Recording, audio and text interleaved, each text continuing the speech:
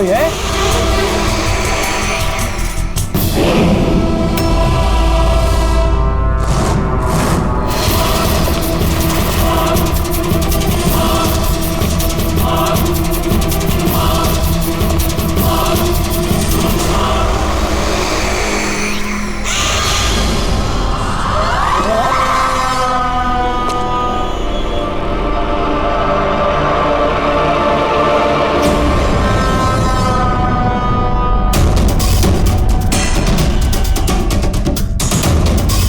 कौन है वहां?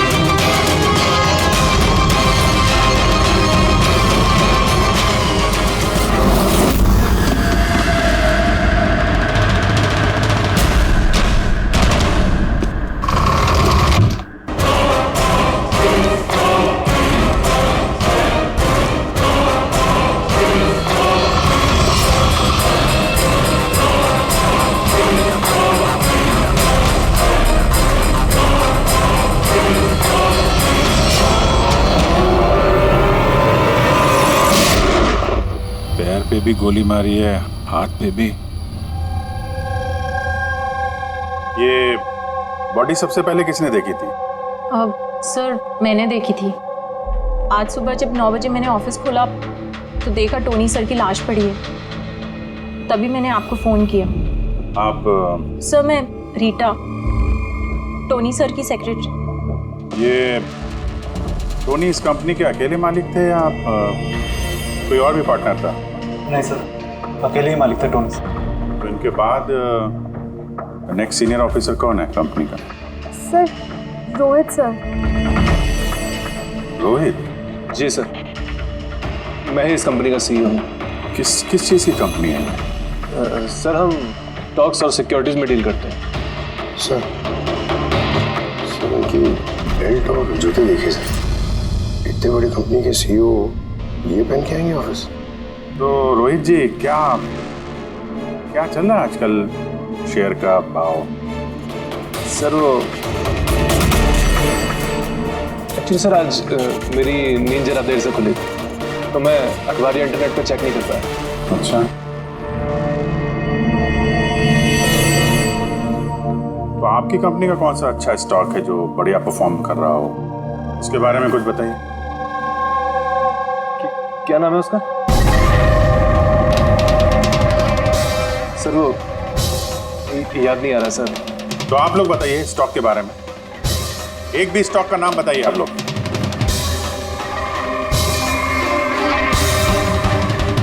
क्या हो क्या रहा है यहाँ पे? सर सच में तो हम में से कोई भी यहाँ पे काम नहीं करता है। काम नहीं करता? क्या मतलब क्या है? मतलब सर हम सब लोग एक्टर्स हैं। मगर ये तो फाइनेंस कंपनी है, इसका फिल्मों से क्या लेना देना? सर फाइनेंस कंपनी तो सिर्फ नाम की है, यहाँ पर सर कोई काम नहीं करता। हम एक्टर को सिर्फ इसलिए रखा है ताकि हम यहाँ काम करने की एक्टिंग कर सकें। एक्चुअली सर टोनी सर से मिलने दिन में बहुत सारे क्लाइंट्स आते थे। हमारा काम बस इतना होता था कि उन्हें दिखाना कि ऑफिस में बहुत काम हो रहा है। ये टोनी क्या काम करता था? किस चीज़ की मीटिंग होती थी यहाँ पे? सर उनकी जो भी मीटिंग्स होती थी वो उनके केबिन के अंदर होती थी। अब वो क्लाइंट्स के साथ क्या बातें करते थे वो हम में से किसी को नहीं पता सर। और कब से चल रहा है ये सब? सर पिछले 2 हफ्ते से। कमाल है, एक नकली कंपनी जहाँ पे नकली काम होता था उसके मालिक का खून हो जाता है। समझना पड़ेगा एग्जैक्टली यहाँ पे हुआ क्या था। तो यहाँ पे टोनी को पहली गोली लगी। अगर उसे गोली यहाँ लगी तो हाँ, उसे भाग जाना चाहिए था, वो तो एग्जिट है, वो वापस ऑफिस के अंदर क्यों गया? शायद खूनी इस तरफ होगा, बचने के लिए इधर भागा होगा। ये हैंडल पे भी खून है, वहां से अंदर आया फिर वहां पे लेके गया उसको जहां पे खून हुआ। ब्लड ट्रेल इधर भी है। सर ये यहाँ देखिए, इतना सारा खून। लगता है यहाँ पे छुप के बैठा होगा बचने के लिए। खूनी आया, उसके बाद उसको वहां ले गया जहां पे उसकी मौत हो गई। सर वो पानी का बॉटल, सर पानी लग रहा है सर। है तो पानी, बॉटल में खून। बॉटल हाथ में थी या उससे मारा?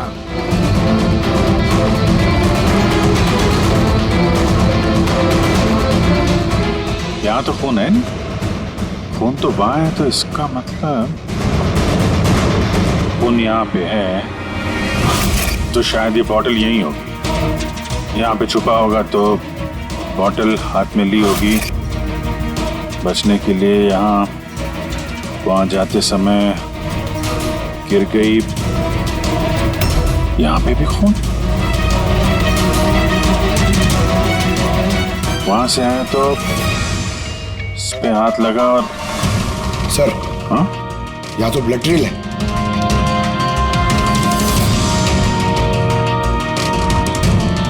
यहाँ पे क्या कर रहा था?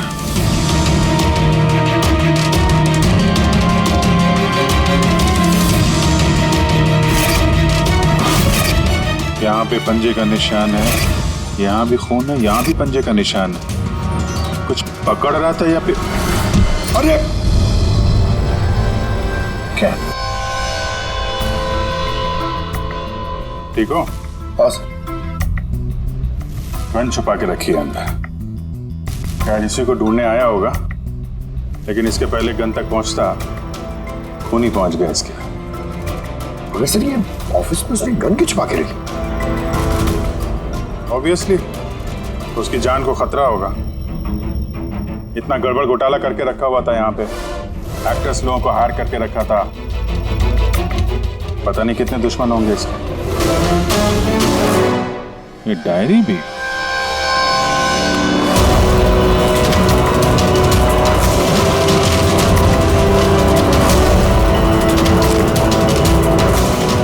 कुछ कोड जैसे लग रहा है ना सर। कोड वर्ड में लिखा है और डायरी को छुपा के रखा था। जरूर इसका टोनी के मौत के साथ कोई ना कोई कनेक्शन है। ये इसका बॉडी स्कैन चेक किया तुमने? वैसे स्कैन देखा मैंने, बाकी सब कुछ ठीक है। सिर्फ इसके एब्डोमेन में मुझे कुछ अजीब सी गोल गोल सी चीज़ नज़र आ रही है, समझ नहीं आ रहा क्या है। चलो देखें क्या। ये देखिए सर, ये जो गोल गोल सी चीज है ना तारिका, ये मेटेलिक चीज है कोई, something metallic. Metallic like coin जैसी। एब्सोल्युटली। लेकिन ये इसके एब्डोमेन में आई कैसे? ये काम करते हैं, इसके पोस्टमार्टम से ही पता लगेगा आखिर ये चीज है क्या? यार सालुंखे, टोनी के पेट में से ये 5 सिक्के निकले। बॉस, मैंने इन सिक्कों के बारे में पता लगाया। ये सिक्के किसी भी देश की ऑफिशियल करेंसी नहीं है। मगर सर, कोई अपनी मर्जी से ये सिक्के क्यों खाएगा? शायद खूनी ने टॉर्चर करने के इरादे से टोनी को मजबूर किया होगा ये सिक्के निकलने के लिए। कोई ना कोई कनेक्शन तो है इस सिक्कों का इस केस के साथ। ये जो टोनी के नकली एम्प्लॉइज हैं, इनसे पूछते हैं। तो बताइए, आप में से किसने ये कॉइन्स देखे टोनी के पास? नहीं सर, किसी ने नहीं। सर याद कीजिए, जोर डालिए अपने दिमाग पर, बताइए। टोनी का खून किसने किया? आप दोनों कौन? मैं दीनानाथ और ये शेखर। मैंने यहाँ फ़ोन किया था। ऑफिस जाकर पता चला कि टोनी का खून हो गया। आप लोग कैसे जानते हैं टोनी को? मैं उससे सेट कॉइन्स खरीदता था। Set coins? जी। ये है क्या एग्जैक्टली? सेटकॉइन एक ऑनलाइन करेंसी है। इसका व्यापार ऑनलाइन यानी इंटरनेट पे होता है। जैसे गोल्ड में और शेयर मार्केट में लोग इन्वेस्ट करते हैं, वैसे इसमें भी करते हैं। बस अंतर यह है कि ये फिजिकल फॉर्म में नहीं होता, गोल्ड कॉइन की तरह, है ना? नहीं सर, होता है ना, जैसे गोल्ड कॉइन होता है ना, वैसे ये कॉइन भी बाजार में मिलता है। टोनी उन चुनिंदा लोगों में से था जो इनका व्यापार करता था। एक मिनट दीनानाथ जी, क्या ऐसी कॉइन्स आपने खरीदी थी टोनी से? हाँ सर, मैंने ऐसे ही 10 कॉइन्स खरीदे थे और एक कॉइन की कीमत 3 लाख रुपए थी।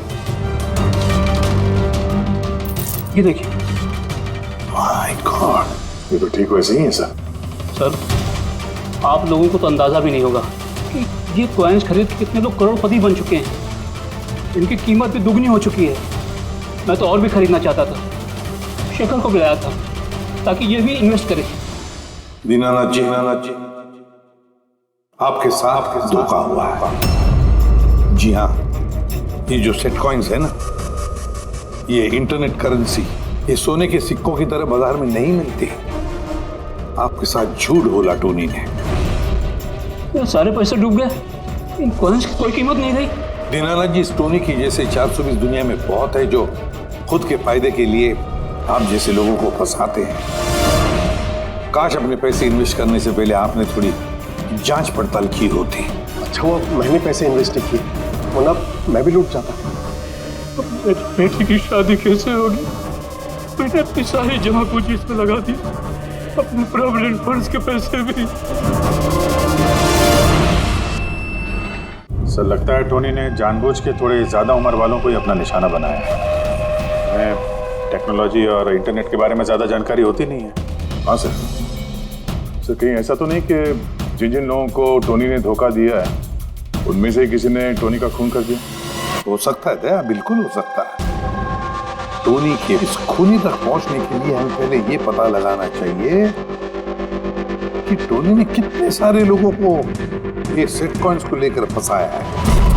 और फिर ये भी जानना बहुत जरूरी है कि टोनी के पेट में ये सेट कॉइन्स गए कैसे। सर, मैंने इस टोनी का पूरा इतिहास चेक किया। उसके पास कई नकली आईडी कार्ड्स थे, उस पर अलग अलग एड्रेसेस, अलग अलग फ़ोन नंबर्स।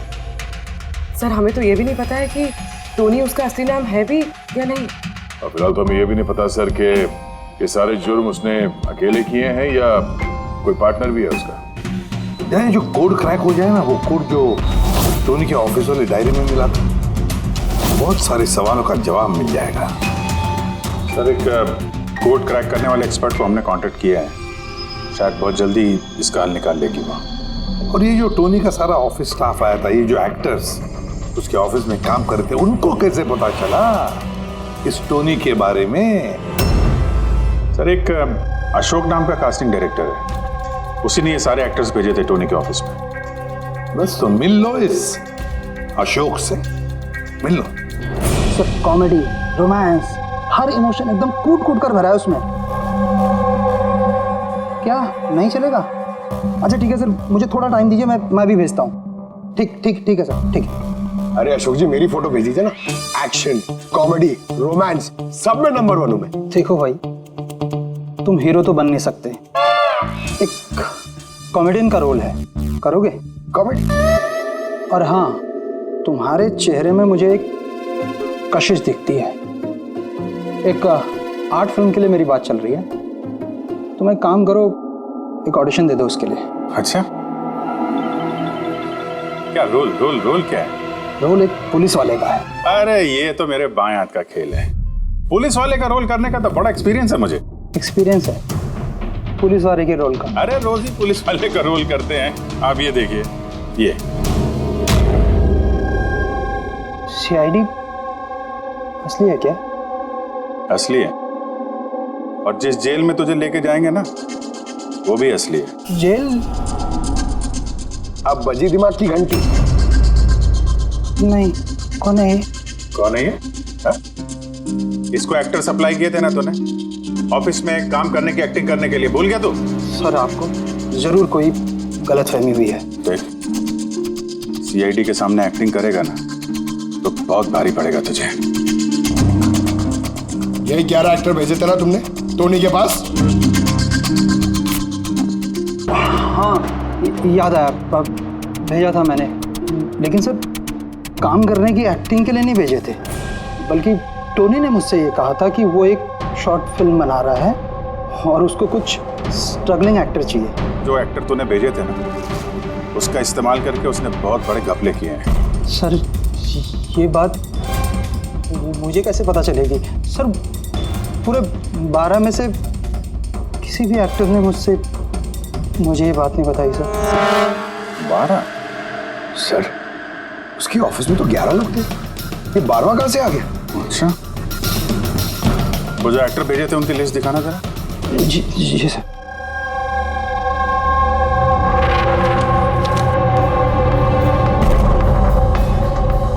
ये नया नाम है, ईशा कुमार। ये नहीं थी उस वक्त वहां पे, ये कहाँ गायब हो गई? सर इस केस में सवाल ज्यादा है, जवाब कम है, और वो कोड भी क्रैक नहीं हुआ अभी तक। सर रीना जी, आपने हमें यहाँ टोनी के घर पे क्यों बुलाया? और वो उन कोड्स का हल निकाल पाई या नहीं? काफी टेढ़ा कोड है सर, बिना साइफर के हल निकाल पाना नामुमकिन है। साइफर? ये साइफर क्या होता है? साइफर कोई ऐसी किताब या डायरी होती है जिनके अंदर इन खुफिया कोड्स का राज छुपा होता है। फ्रेडी, जैसे अंडरवर्ल्ड की दुनिया में ये चीजों के नाम को कोड्स में इस्तेमाल करते हैं, जैसे गन है उसे घोड़ा कहते हैं, और कौवा मतलब मोबाइल, तो ये सारे कोड्स एक साइफर में होते हैं। अगर ये साइफर मिल जाए तो सारे सवालों के जवाब मिल जाएंगे। सर मुझे लगता है कि टोनी इस साइफर को ऐसी जगह रखता होगा जहाँ से उसे वो आसानी से देख सकता हो या पढ़ सकता हो। लेकिन सर उसका ऑफिस तो अच्छी तरह से चेक किया था, वहाँ पर तो कुछ भी नहीं मिला। तो हो सकता है टोनी के घर पे मिल जाए। ये देखिए सर, बड़ा अजीब सा निशान इस पेपर पर, शायद ये निशान इस कोड का कोई अहम हिस्सा है। तो इस निशान का राज यहीं कहीं होना चाहिए। घर का एक कोना चेक करते हैं।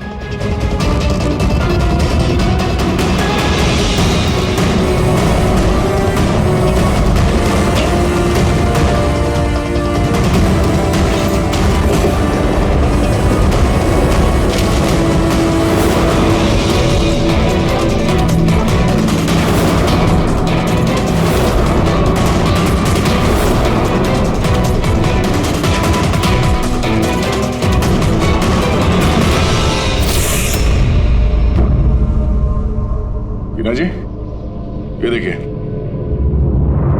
इस किताब में भी ठीक वैसा ही निशान है।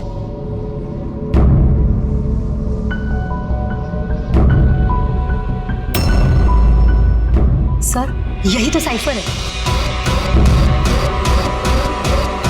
ये देखिए, इस पेज पर सिर्फ 7 सेंटेंसेस हैं और इसके हर सेंटेंस के फर्स्ट वर्ड को हम हाईलाइट करके देखते हैं।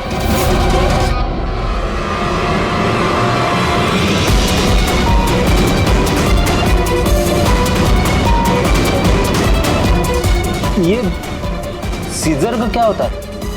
जूलियस सीजर का नाम तो सुना होगा ना? हाँ। लगता है उसके जमाने का कोई पुराना कोड है। तो यहाँ ये सीजर के आगे जी भी तो है। यही तो मालूम करना है कि कौन से सीजर साइफर का इस्तेमाल हुआ है। मान लो ए अगर जी है और बी अगर एच है तो A to Z कुछ इस तरह दिखेगा। ये देखिए,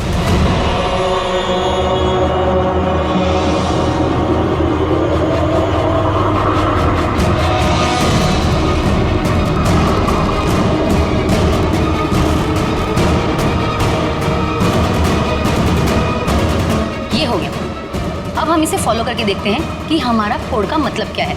और हमारा पहला कोड है SUNGTQASGX-10।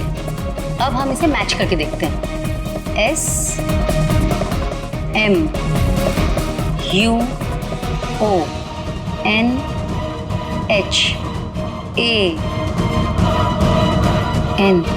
मोहन?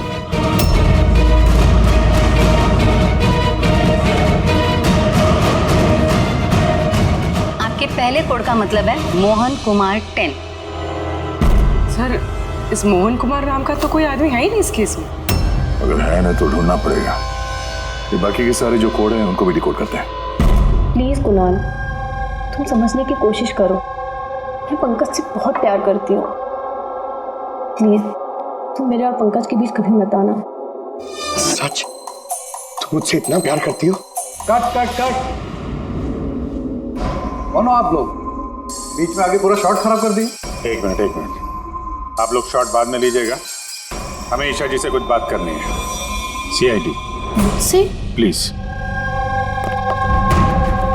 चलिए आप लोग प्लीज।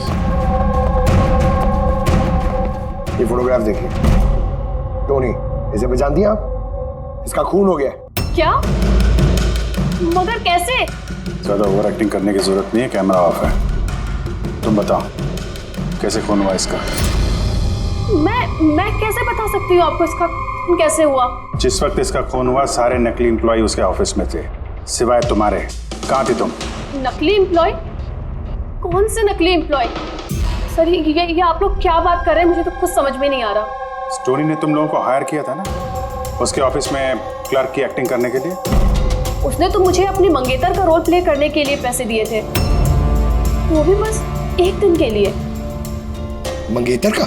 हाँ सर, उसके माँ बाबूजी आए थे उससे मिलने और वो उन्हें दिखाना चाहता था कि वो शादी करने वाला है और वो अपनी जिंदगी में बहुत खुश है। उसने तुमको तो बताया होगा ना अपने माँ बाप के बारे में, सारी इन्फॉर्मेशन दी होगी। जी हाँ, बहुत कुछ बताया था ताकि कुछ गड़बड़ ना हो जाए और मुझे याद रहे कब कौन से डायलॉग बोलने हैं। उसके माँ बाप के बारे में जितनी भी इंफॉर्मेशन है तुम्हारे पास, एक एक चीज सब हमें बताओ। Thank you sir. Codes decode हो गए। हर कोड से एक नाम मिला है और नाम के आगे एक नंबर। जरूर ये वो लोग हैं जिनको टोनी ने सेट कॉइन्स बेचे थे, और ये नाम के आगे जो नंबर है इसका मतलब है किसके पास कितने सेट कॉइन्स हैं। जैसे ये मोहन ने ये 10 सेट कॉइन्स खरीदे थे, चिराग 6, विजय कुमार 8, एक्सेट्रा एक्सेट्रा। मतलब खूनी इनमें से ही कोई एक है? लगता तो ऐसे ही है। इन सारे बारातियों को ब्यूरो में बुलाओ सेट कॉइन्स के साथ। सर मैंने टोनी को नहीं मारा, आपने मुझे बताया तब तो मुझे पता चला कि टोनी का मर्डर हो गया। कल रात तुम कहाँ थे? कल रात मेरे सर में दर्द था तो मैं कल रात 10 बजे ही सो गया था सर। अच्छा, और कौन है आपके घर में? मेरे घर में बस मैं हूँ सर, और मेरा एक बेटा है जो विदेश में नौकरी करता है। मैंने तो अपने रिटायरमेंट फंड के 15 लाख लगाए थे इसमें। अब मुझे ये समझ में नहीं आ रहा है कि मुझे कैसे वापस मिलेंगे। गन रखते हो ना तुम? सर मेरी गहनों की दुकान है, सिक्योरिटी एंड प्रोटेक्शन के लिए मुझे अपने पास गन रखनी पड़ती है सर। सर सब कुछ तो आपको बता चुका हूँ, अब मैं आपको और क्या बताऊँ? जब तक खूनी पकड़ा नहीं जाता हम तो सवाल पूछेंगे। इस डायरी में उन लोगों के नाम लिखे हुए हैं जिन्होंने उससे वो कॉइन्स खरीदी थी, सेट कॉइन। उन लोगों के नाम और जितने भी कॉइन्स खरीदे थे वो सब पूरा का पूरा रिकॉर्ड इसमें है। और इसमें जो जानकारी है उससे हम ये पता लगाएंगे कि आखिर आप लोगों में से वो खूनी कौन है। किसने कितने कॉइन खरीदे, इससे ये कैसे पता चलेगा खूनी कौन है? आसान है। खूनी ने अपने कुछ सिक्के गुस्से में आकर टोनी को निगलवा दिए। अब इस बही खाते के हिसाब से जिसके पास भी कम सिक्के निकलेंगे वही हमारा खूनी है। चलिए आप सब लोग अपने अपने सेट कॉइन्स के सिक्के गिनती करवाइए।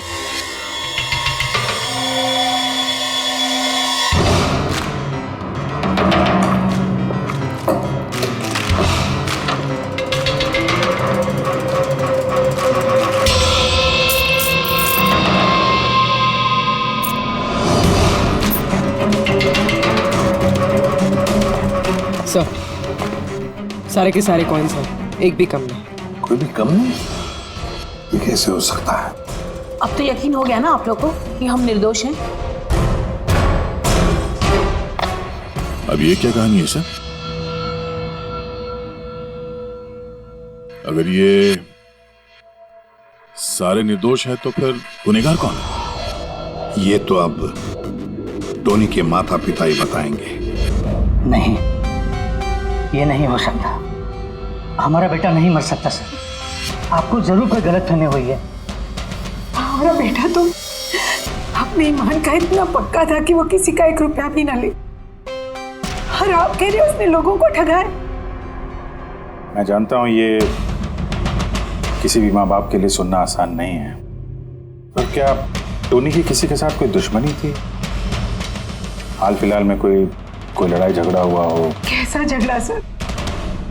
वो तो इतना बिजी रहता था कि उसे हमसे मिलने का भी समय नहीं होता था। 3-3, 4-4 महीने बाद घर आता था वो। मिलने नहीं आता था? मतलब कि उसने कई जगह पर अपने ऑफिस खोल रखी थी। कहाँ और कहाँ पे ऑफिस था इसका? दिल्ली, पुणे। जिस शहर में ये टोनी रहा है, कुछ ना कुछ घपला तो जरूर किया होगा उसने। कुंडली निकालो इसके पिछली जिंदगी की। सर दिल्ली और पुणे के police officers video conference call पे। गुड।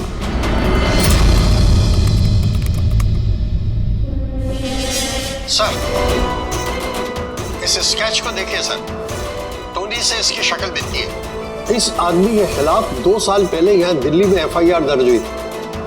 कई लोगों के साथ में चिट फंड में इसने घोटाला किया था, लेकिन सर इसका नाम टोनी नहीं बल्कि अमर है। सर यहाँ पर उसका नाम प्रशांत था। पिरामिड स्कीम के नाम पर उसने लोगों को बड़े बड़े सपने दिखाए और कई लोगों के पैसे खा गए। बहुत लोगों ने उसके खिलाफ कंप्लेंट भी दर्ज की। सारे शहरों में यही कारनामा किया सर इसने। एक शहर से बेईमानी का पैसा इकट्ठा करके दूसरे शहर को रवाना हो गया किसी और को टोपी पहनाने।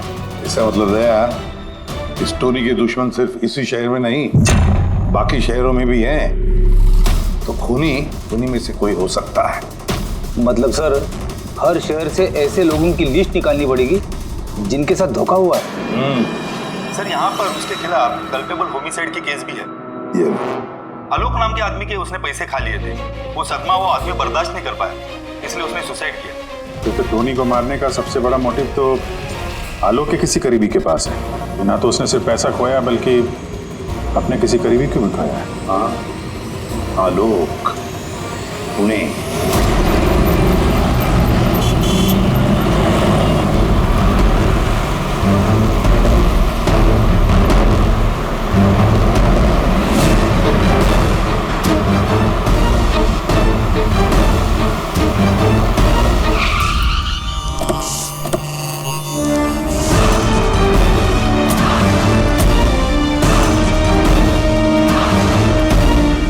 लगता है आलोक की बीवी सरिता घर पे नहीं है सर। हाँ गया, आज सुबह से नहीं है। आज का पेपर और दूध। पंकज सर, जाके जरा पड़ोसियों से पूछताछ करो। Excuse me. जी, मैं ऑफिसर पंकज हूँ, CID मुंबई से। हेलो सर, मैं पूनम। हेलो, ये सरिता यहाँ रहती हैं? ये हाँ, कहीं हाँ। गई हुई है बाहर, आपको पता है? वो तो नहीं पता। क्यों, कोई प्रॉब्लम हो गई है? इनके घर की कोई एक्स्ट्रा चाबी होगी आपके पास? सर, हाँ, ये पूनम जी हैं, सरिता की नेबर।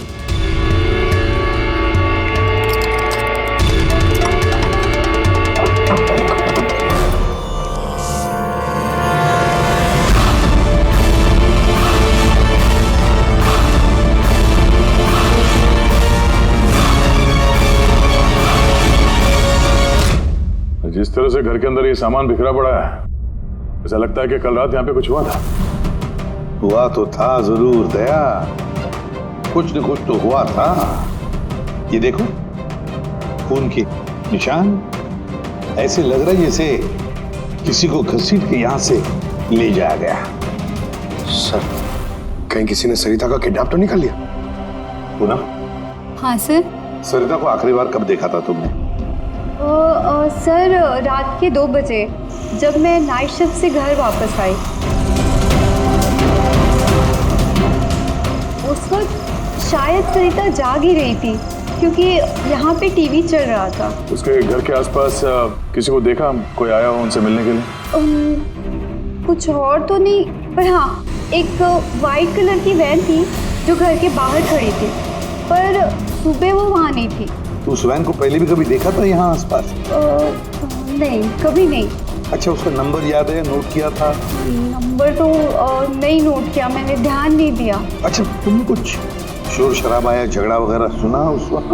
हाँ, आवाज़ें तो आ रही थी ज़ोर ज़ोर से, पर मुझे लगा कि शायद सरिता जाग रही है, टीवी देख रही है, तो मैंने उतना ध्यान नहीं दिया।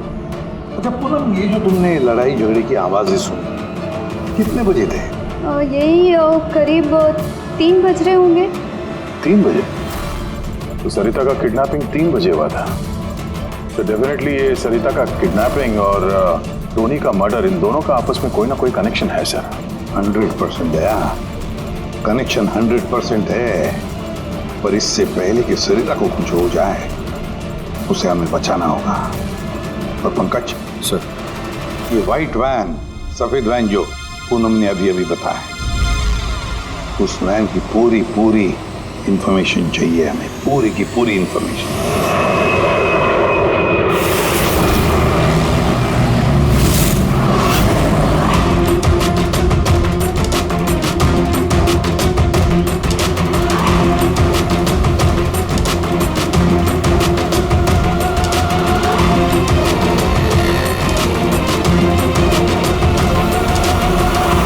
सर, यही रास्ते से वो व्हाइट वैन क्रॉस हुई थी। ये रास्ता तो आगे हाईवे नंबर 15 से जाके मिलता। कहीं ऐसा तो नहीं कि किडनैपर्स इस सरिता को शहर से बाहर ले गए? सर नहीं सर, क्योंकि वो आगे जो टोल नाका है उसमें गाड़ी क्रॉस नहीं हुई। तो फिर जरूर किडनैपर्स ने सरिता को टोल नाका और सिग्नल के बीच में कहीं छुपा के रखा। तो सर, इस सिग्नल और टोल के बीच में कोई तो रास्ता होगा जो अंदर जाता है, और शायद किडनैपर्स का अड्डा वहीं कहीं आसपास होगा। हाँ, चलो देखते हैं कोई रास्ता है क्या।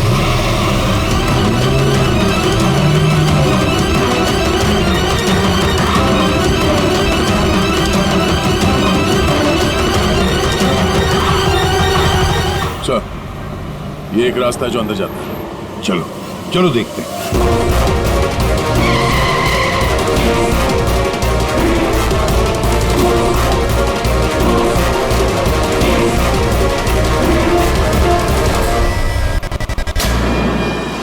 सर, वो पीछे।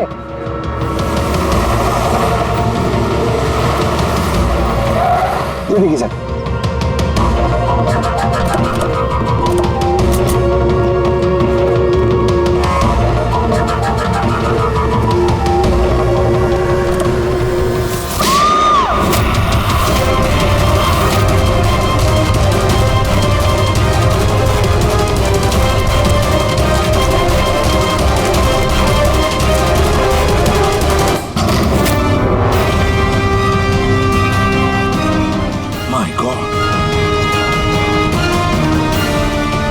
सरिता? सर अंदर कोई नहीं है। तुम ठीक हो? सर लगता है खूनी गाड़ी लेके बाहर। मैं देखता हूँ सर।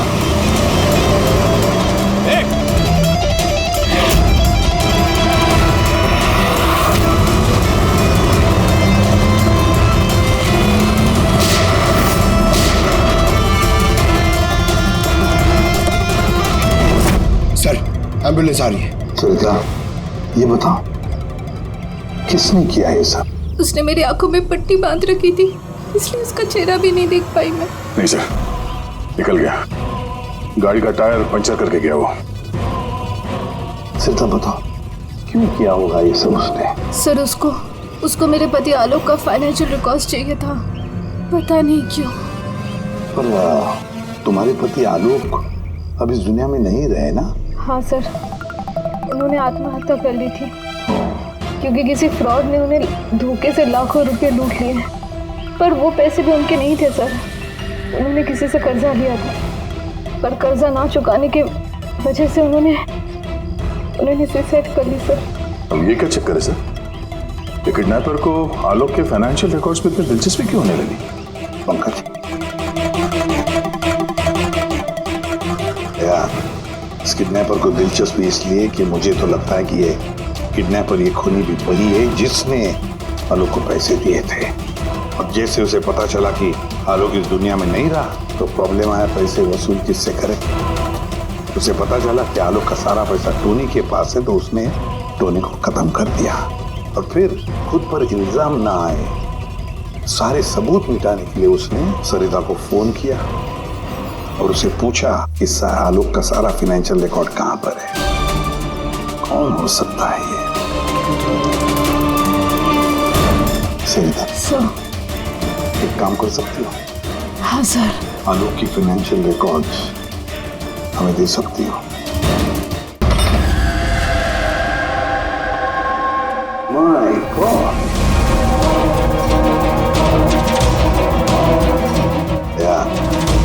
ये मुजरिम जो भी कोई है हमसे पहले यहाँ पहुंच गया और देखो लगता है सारे सबूत जलाकर राख करने की कोशिश की है उसने।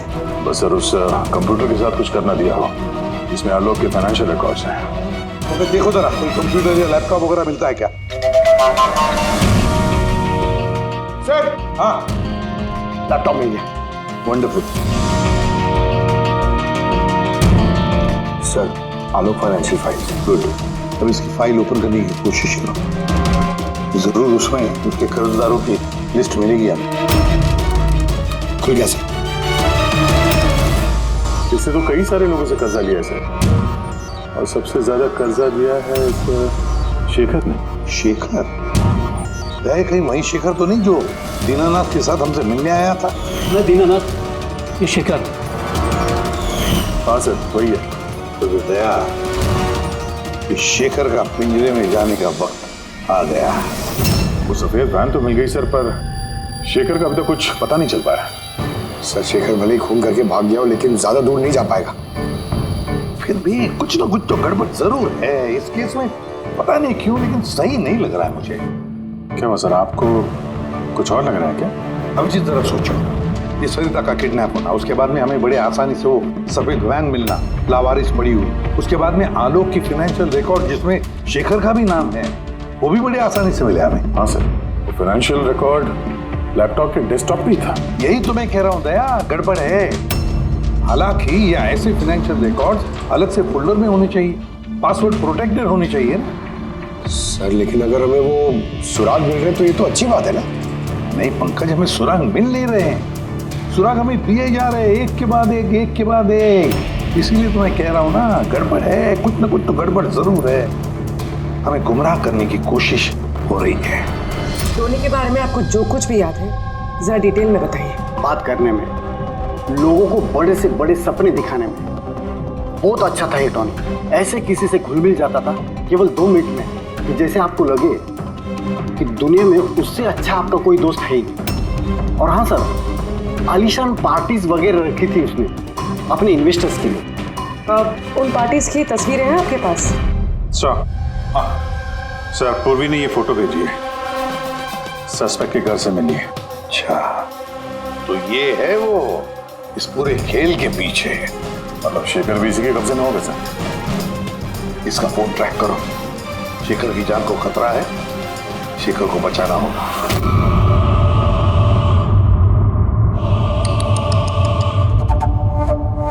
अब तो तुम्हें भगवान भी नहीं बचा सकता शेखर। सीआईडी को सारे सबूत तुम्हारे खिलाफ मिले हैं। अब तो ये ट्रिगर दबाकर तुझे बस मार डालूंगी और उन सबको लगेगा कि तू देश छोड़ के भाग गया। नहीं, ऐसा मत करो प्लीज, मत मारो मुझे। मैं वाकई देश छोड़ के चले जाऊंगा। आपके बारे में मैं किसी को नहीं बताऊंगा। I promise. अरे शेखर, तुम समझ नहीं रहे हो, तुमने मेरा चेहरा देख लिया है। अब मैं तुम्हें छोड़ने की बेवकूफ़ी तो करूंगी नहीं, इसलिए तुम्हें मरना पड़ेगा। मत मारो मुझे प्लीज, मत। कोई है? प्लीज बचाओ मुझे, बचाओ मुझे, कोई है? मुझे मार के रखाइए। बचाओ।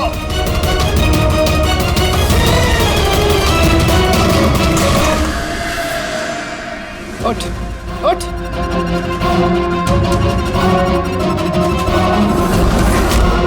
सर, मैं रीटा, टोनी सर की सेक्रेटरी। तुम्हारा चेहरा तो हमने भी देख लिया था मिस रीटा। मैंने तो कोई सबूत, कोई गवाह कुछ नहीं छोड़ा था। तो आपको कैसे पता चला? इस फोटो के जरिए तुमने हमसे कहा था कि तुम टोनी को पिछले 2 हफ्ते से जानती हो, तो फिर 2 साल पुराने इस फोटो में तुम क्या कर रही हो? ये बहुत कुछ कह गया। अब बताओ, तुमने अपने बॉस टोनी को क्यों मारा?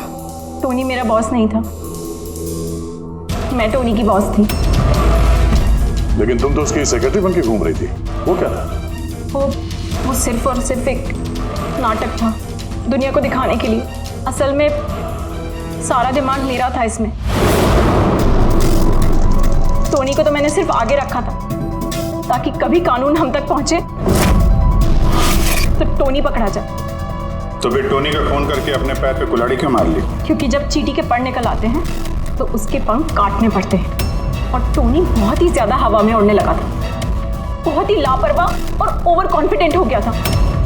उसने दीनानाथ के साथ सेल्फी खींच के सोशल मीडिया पे डाल दी वो फोटो। तो तुम्हें डर लगा कि अगर वो फोटो सोशल मीडिया में चला गया तो जिन जिन शहरों में उसने 420 की है वहां कोई ना कोई उसे पहचान लेगा। हाँ। और उसके पेट में जो सिक्के थे वो सिक्के मैंने ही उसे निकलवाए थे ताकि आप लोगों को लगे कि खून किसी ऐसे आदमी ने किया है जिसके साथ टोनी ने बेईमानी की है। और इसलिए तुमने सारे सबूत शेखर के खिलाफ कर दिए ताकि हम उसे अपराधी समझें। न जाने कितनी जिंदगियों के साथ खेला है तुमने। देश भर में न सिर्फ लोगों के पैसे चुराए बल्कि उनकी खुशियां, सपने सब छीन लिए। कड़ी से कड़ी सजा मिलेगी तुम्हें इस जुर्म के लिए।